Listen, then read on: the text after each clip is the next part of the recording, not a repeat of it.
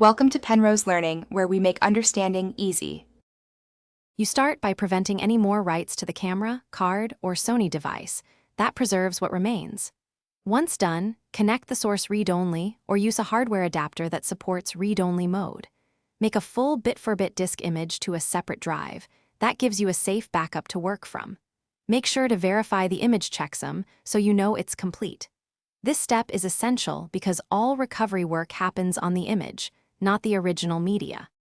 Next, use a reliable recovery application and perform a deep or sector-level scan of the image. Shallow scans miss fragmented RSVs. Once the tool lists found items, filter by the RSV extension or by Sony-specific headers so you concentrate on probable matches. Preview recovered entries where the tool allows to validate video integrity. Then export or recover selected files to a different destination drive. Do not restore to the original media.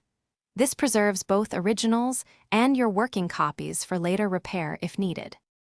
Finally, validate playback of recovered RSV files using Sony's native tools or a trusted video repair utility.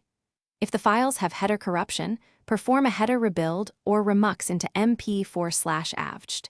Conversion often resolves container-level faults.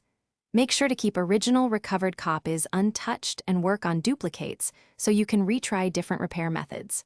One key troubleshooting tip: if repeated repairs fail, try a different recovery software or engage professional data recovery. Sometimes fragmentation or physical media. Thanks for watching. If this was helpful, leave a like and consider subscribing. See you next time.